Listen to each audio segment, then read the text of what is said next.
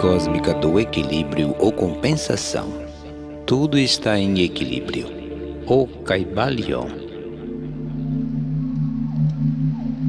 A sétima lei do cosmos é a lei do equilíbrio ou compensação, que pode ser formulada da seguinte maneira: todas as atividades no cosmos são equilibradas e compensadas, e manifestam um estado de estabilidade, equilíbrio e contrapeso.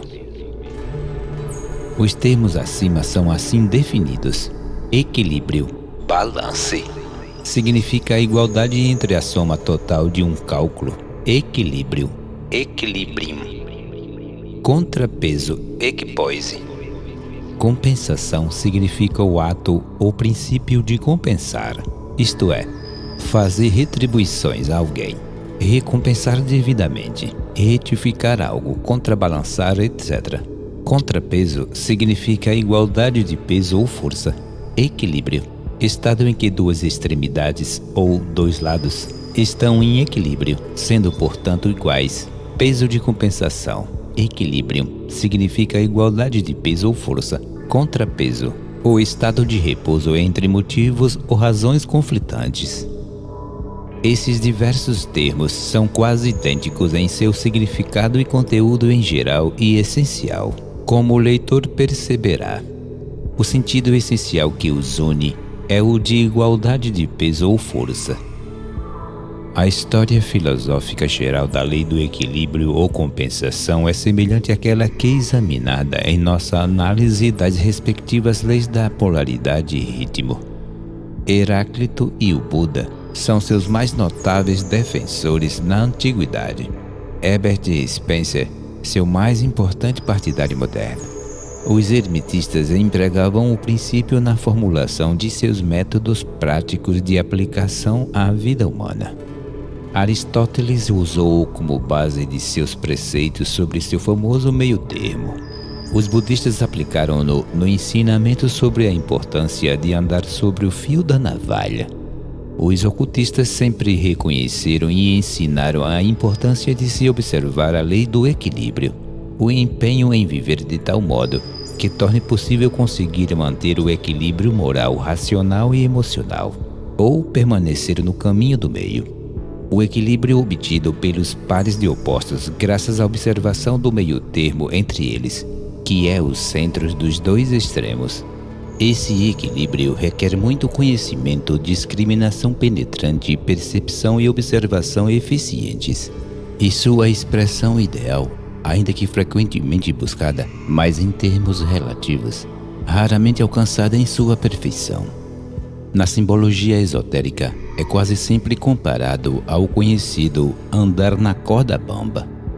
O empenho mais intenso do esoterismo avançado consiste em ajustar o equilíbrio de poder, removendo assim a pressão desigual do karma retributivo. Na verdade, o que geralmente se ensina é que, em si mesmo, o karma resulta em uma perturbação do equilíbrio cósmico, que, se a harmonia perfeita fosse mantida, tal karma cessaria. Helena Petrovna Blavatsky diz, abre aspas, descrever o karma como a lei do reajuste que sempre tende a recuperar o equilíbrio perturbado no mundo físico e a harmonia destruída no mundo moral. O karma sempre atua no sentido de restaurar a harmonia e preservar a inalterabilidade do equilíbrio, em decorrência do qual o universo existe. Fecha aspas. Do livro Keito Teosophy, página 102. Em geral, a lei do equilíbrio ou compensação tem um número quase infinito de possibilidades de aplicação. As mais importantes entre elas serão aqui mencionadas. O princípio fundamental, porém, permanece idêntico em todos esses exemplos e em muitos outros. A lei em questão é universal em sua aplicação. Por meio dela, as coisas se mantêm niveladas. Uma coisa tem qualidades positivas, comparadas com as qualidades negativas de outra, e isso permite que um equilíbrio seja assegurado e mantido. Por exemplo, nos casos apresentados a seguir. As forças centrípedas e centrífugas tendem a equilibrar-se mutuamente, o que lhes assegura a criação de equilíbrio. Se não for controlada em seu desenvolvimento e recuperação, uma espécie de coisas vivas infestará rapidamente o planeta. Contudo, o equilíbrio necessário é sempre garantido por outras, o que impede o predomínio do desequilíbrio. Quando, por ignorância, o homem às vezes perturba temporariamente esse equilíbrio da natureza e da vida, ocorre uma infinidade de problemas, como bem sabe a ciência. A vida vegetal serve à vida animal, com os necessários elementos e combinações químicas, e vice-versa. Cada qual fornece o que é de importância vital para o outro. Aquilo que, em resumo, lhes permite alimentar-se e respirar. As diferentes forças da natureza envolvem-se em constantes conflitos, mas o seu equilíbrio produz os resultados necessários para levá-las a uma interatividade harmoniosa. Já se diz que com dois grupos de forças contrárias em conflito, o universo vivencia uma infindável distribuição e ajuste de seu conteúdo. Sem a lei do equilíbrio, o cosmos não poderia existir enquanto tal. A lei está inextricavelmente ligada às atividades cósmicas. No cosmos, a lei e a ordem dependem do contrapeso e do equilíbrio. O professor Gerard Pertman Service diz, abre aspas, a ciência física desconhece qualquer violação da lei das equivalências e não pode sequer imaginar tal violação. Em todas as coisas de que a ciência se ocupa, a começar pela terceira lei de Newton, segundo a qual a toda a ação corresponde uma reação do mesmo valor e direção, mas com sentido oposto, a teoria tem um perfeito equilíbrio. Fecha aspas. Do livro Balance de Orlando J. Smith, página 177. John Fiske afirma, abre aspas, considerados em seus sentidos mais amplos, todos os processos que temos vistos cooperar na evolução dos organismos são processos de equilíbrio e ajuste. Fecha aspas. Do livro Cosmic Philosophy, volume 2, página 64. Herbert Spencer usa os termos equilibração e equilíbrio de modo intercambiável. Ele diz, abre aspas, essa coexistência universal de forças antagônicas, que precisa da universalidade do ritmo e da dissolução de cada força em forças divergentes, precisa, ao mesmo tempo, da instituição essencial do equilíbrio, fecha aspas, do livro First Principle, página 497. Ele também diz que a lei de equilibração, e cujas origens estamos agora remontando, apresenta-o a cada momento no equilíbrio das forças mecânicas, de hora em hora no equilíbrio das funções, de ano em ano nas mudanças de estado que contrabalançam as mudanças de condição, e por último, na completa suspensão dos movimentos vitais, quando da ocorrência da morte. Fecha aspas. Do livro Abit 511. Em seu famoso ensaio sobre o naturalismo, John Burroughs assinalou as operações da lei do equilíbrio na natureza. Em suas palavras, abre aspas, nas regiões selvagens, nos rincões mais agrestes, uma forma de vida devora a outra, mas o equilíbrio é mantido pela natureza.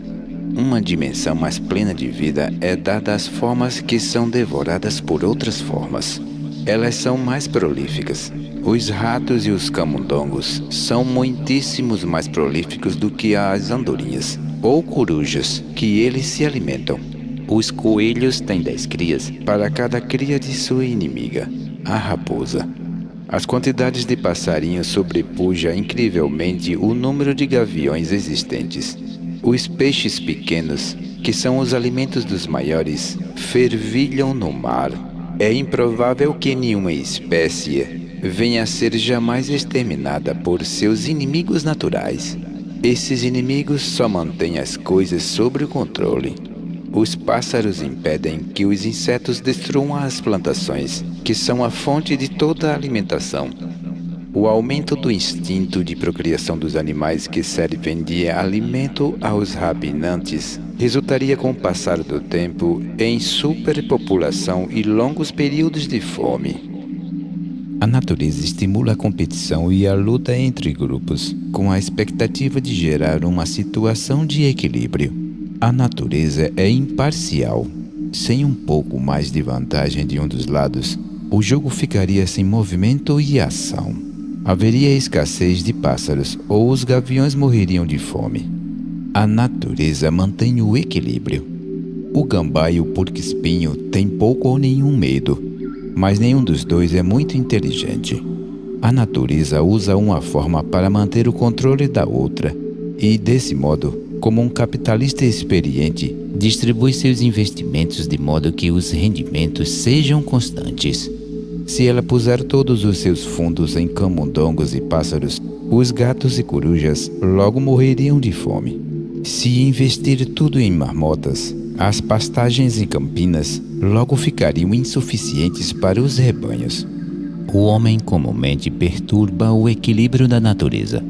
A limpeza e o cultivo da terra mantiveram sob controle os inimigos naturais das marmotas, raposas e corujas, e ao mesmo tempo aumentaram enormemente as fontes naturais de suprimento alimentar desses animais, de modo que os roedores se transformaram numa verdadeira praga para os agricultores.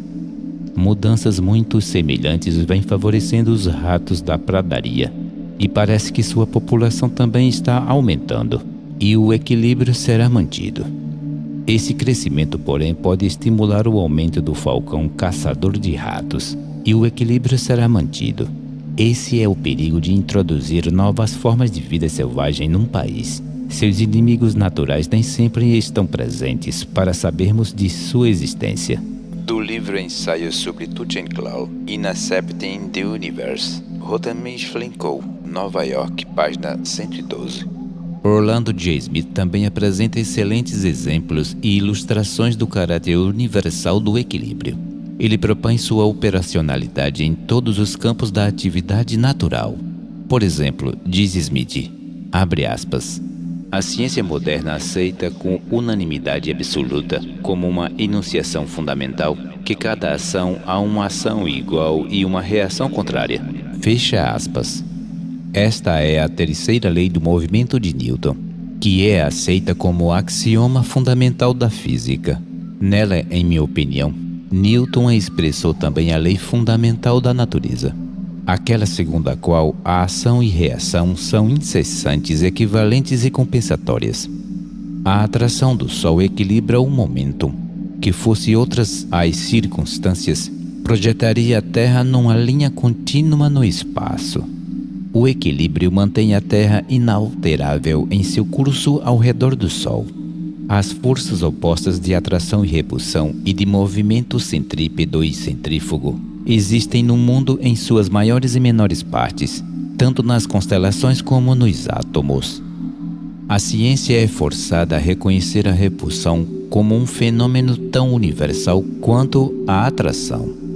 A ciência só tem conhecimento disso, que essas forças existem, que elas se encontram, contrabalançam, neutralizam e regulam-se mutuamente, às vezes moderada ou imperceptivelmente, outras vezes violentamente e com terríveis convulsões, e que em suas influências, contatos, batalhas e guerras, elas mantêm tudo em equilíbrio. Que nessas incessantes transformações, a repulsão equilibra a atração, e os efeitos equilibram as causas. Em resumo, a reação se iguala à ação, que o equilíbrio participa da transformação e a controla.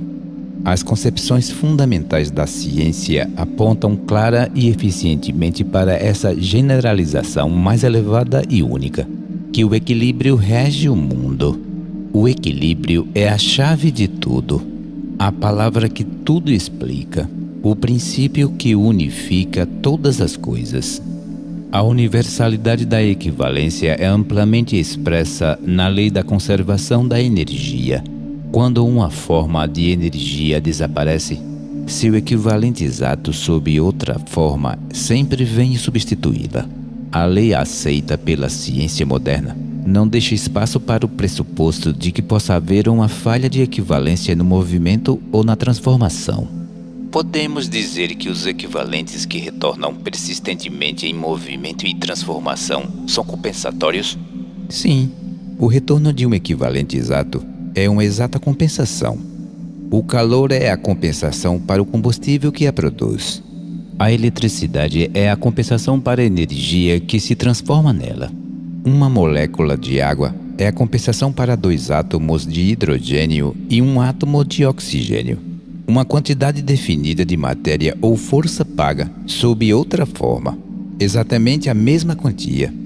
O que desaparece e o que vem em seguida são mutuamente compensatórios. O combustível paga pelo calor e o calor paga pelo combustível. Na natureza não há ganhos e perdas, nem insolvências, nem falta de ressarcimentos. Do livro Balance.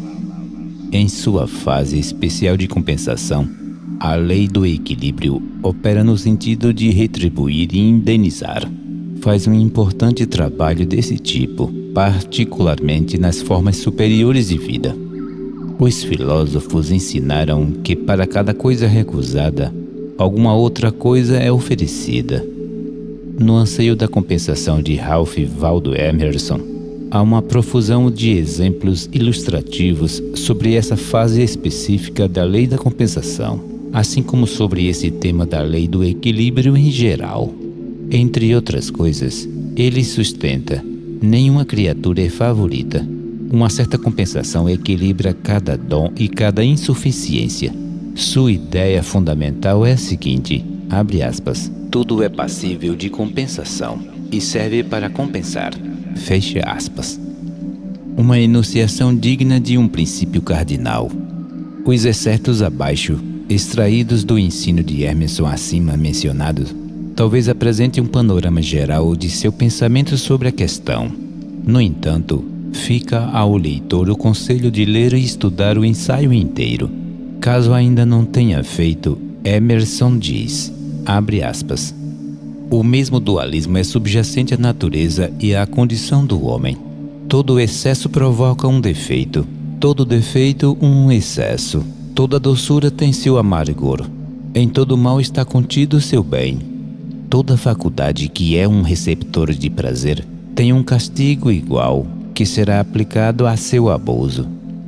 Para cada grão de sabedoria existe um grão de insensatez. Por tudo que você perdeu, há alguma outra coisa que ganhou. E, por tudo que ganhou, haverá alguma coisa que terá perdido. Perde alguma coisa por tudo que ganha. Se as riquezas aumentam demais, a natureza tira do homem aquilo com que preencheu seu cofre. Ele aumenta seu patrimônio, mas mata o proprietário. A natureza odeia monopólios e exceções. As ondas do mar não apenas procuram, mas celeremente, seu nível mais alto do que as adversidades das condições humanas tendem a igualar-se. Há sempre uma circunstância niveladora, que, substancialmente, coloca os arrogantes, os fortes, os ricos e venturosos em pé de igualdade com todos os outros. Haverá um homem demasiado forte e rude para a sociedade, por temperamento e posição, um mau cidadão, um facínora insociável, um grosseirão que finge gostar da convivência com seus semelhantes.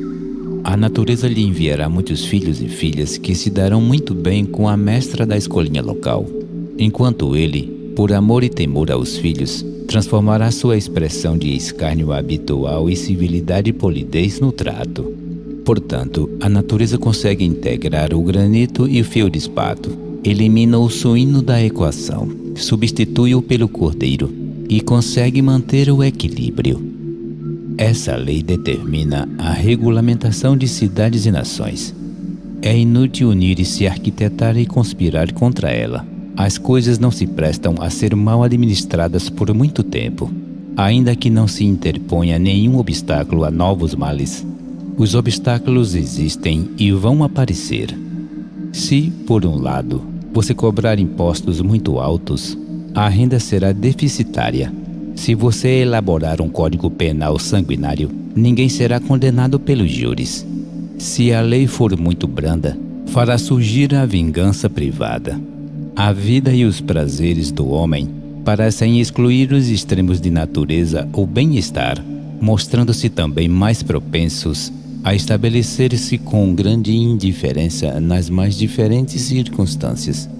Seja qual for a forma de governo, a influência do caráter permanecerá a mesma. Todo ato contém em si sua própria recompensa, ou, em outras palavras, se integra de duas maneiras distintas. Primeiro, na coisa em si, e depois, na circunstância ou na natureza aparente. Os homens chamam as circunstâncias de retribuição. A retribuição causal está nas coisas e é testemunhada pela alma. A retribuição na circunstância é testemunhada pelo entendimento. É inseparável da coisa, mas é comum que se estenda por um longo período de tempo, o que faz com que se torne distinta depois de muitos anos. As marcas do açoite podem não surgir logo após a agressão, mas surgirão porque a acompanham. O crime e o castigo provêm do mesmo galho. O castigo é um fruto sobre o qual não recai suspeita, que amadurece com o prazer que oculta. Não é possível separar causa e efeito, meios e fins, semente e fruto, pois o efeito já floresce na semente. As imprecações sempre recaem sobre a cabeça daqueles que as lançaram. Se você puser uma corrente no pescoço de um escravo, a outra extremidade dela irá se enroscar ao redor do seu. Maus conselhos confundem o conselheiro. O diabo é um asno. Assim está escrito, porque é assim que acontece na vida. Um homem não pode falar, mas ele julga a si mesmo. Você não pode cometer erros sem sofrer. Fecha aspas. Do livro A Senior Compensation. Em grande parte do ensaio do qual extraímos os exemplos acima, Emerson recorre muitas vezes aos preceitos do Oriente sobre o karma, em particular os preceitos budistas a respeito do tema. Helena Petrovna Blavatsky descreve o funcionamento do karma da seguinte maneira, abre aspas, o karma é a lei universal da justiça retributiva. O karma, em seus efeitos, é uma reparação infalível da injustiça humana, uma rigorosa reparação das injustiças, uma lei retributiva que recompensa ou castiga com igual imparcialidade. Trata-se de uma crença comum aos hindus e budistas que acreditam no karma. Aqui vós tereis provas de que as consequências das ações, pensamentos, etc., de um homem devem reagir sobre ele com a mesma força com que foram postas em movimento. O karma devolve a cada homem as verdadeiras consequências de suas próprias ações. Ele recebe o que merece por todas elas. É evidente que ele terá de remediar todo o sofrimento que causou, assim como terá de colher, com alegria e felicidade, os frutos de toda a felicidade e harmonia que ajudou a criar. Do livro Key to Theosophy, capítulo 11. Além disso, os preceitos budistas ligam-se tão assertivamente para a presença e operação das respectivas leis da causalidade e compensação equilibrada que se manifestam coletivamente como karma, que, em todas as suas declarações de princípios, afirmam que sua própria doutrina de renascimento ou reencarnação constitui em si mesma uma consciência direta e resultante daquelas outras. Isso quer dizer que, somente pelos fatos do renascimento e reencarnação, a sucessão de vidas pessoais, as exigências do karma em seus aspectos constitutivos de causalidade e compensação equilibrada podem ser plena e devidamente atendidas. Se assim não fosse, elas não poderiam ser e não seriam cumpridas e satisfeitas. De fato, para levar a operação dessas leis à sua conclusão lógica, dizem eles, o renascimento e a reencarnação devem ser postulados como uma verdade necessária. O ensinamento é bastante enfático neste aspecto particular. Os budistas sustentam que a operação das duas respectivas leis há pouco citadas requer muito mais do que uma vida terrena a fim de completar seu trabalho. Para eles, cada vida individual traz consigo certo número de vidas pessoais sucessivas, ou ciclos de vida. Somente quando ligados como um todo, esses ciclos de vida ou vidas pessoais constituem a vida de um indivíduo. Para eles, os efeitos manifestos na presente vida pessoal são em grande medida o resultado de causas geradas em vidas pessoais anteriores. Da mesma maneira, para eles as causas geradas na atual vida pessoal irão manifestar-se como efeitos em uma futura vida pessoal ou futuras vidas pessoais. O karma implica o elemento do tempo em suas operações. Não se deve esperar que as causas geradas no presente ciclo de vida pessoal venham a produzir seu pleno efeito no breve espaço dessa vida pessoal específica. É preciso olhar para as vidas pessoais futuras em busca da expressão adequada. Dizem os budistas, os livros de um ciclo de vida particular não são fechados pela morte. Ao contrário, um equilíbrio é levado para os livros futuros da vida pessoal. Aquele que pratica um ato, bom ou mau, deve inevitavelmente escolher suas consequências. Dizem eles, se assim não for, a compensação será impossível. Não pode haver nenhum equilíbrio completo sob qualquer dos outros princípios. Em essência, são estes, levados à sua conclusão plena e lógica. O entendimento e a interpretação budista da lei da compensação equilibrada. Em seu poema A Luz da Ásia, Soredwin Arnold reporta-se ao pensamento budista sobre essa questão particular e o faz da seguinte maneira, abre aspas, os livros o dizem bem, meus irmãos. A vida de cada homem nada mais é do que o resultado de sua vida anterior. Os erros do passado só trouxeram tristeza e aflições. As benesses antigas ora nos encantam e elevam. Colhe agora tua antiga semeadura. Admira a beleza ao redor. O sésamo era sésamo, o milho era milho. O silêncio e a escuridão sabem disso. Assim nasce o destino de um homem. Ele vem, ceifeiro das coisas que ele mesmo semeou. Sésamo, sésamo, milho e tanta erva daninha, e tanto veneno que o desfigurava e danificava a terra já tão sofrida. Se ele trabalhar direito, arrancando essas ervas e plantando mudas originais de sementes integrais, onde elas crescem, frutífero, belo e limpo será o solo, que então se tornará pleno de abundantes colheitas. Fecha aspas. Por último, então, nos damos conta de que, sob essa lei do equilíbrio e compensação, precisamos sempre abrir mão de alguma coisa para conseguir algo mais. Há um processo de negociação e intercâmbio em toda a natureza. Um antigo adágio oriental em que se afirma o seguinte, abre aspas, disseram os deuses aos homens, o que queres? Pois tomai-o, pagai o preço. Na natureza, o preço é sempre cobrado, sempre coletado, sempre pago. Quase sempre é pago antecipadamente. Repetindo o que já dissemos, no momento em que se faz o serviço de entrega, colhe. Mais uma vez, depois da entrega. Às vezes, muito depois, talvez em futuras prestações. O preço, porém, é sempre pago, de uma maneira ou de outra. Uma pessoa não consegue assoviar e chupar cana ao mesmo tempo. Ela precisa pensar bem, escolher criteriosamente e ter o bom senso de determinar o que mais quer. Depois é uma questão de pegar ou largar. Se pegar, porém, deve ser notificada que deve pagar o preço. Além de verdadeiro, isso é também inevitável, invariável e infalível. Essa é a lei da compensação equilibrada, manifestando-se em uma de suas incontáveis formas e fases.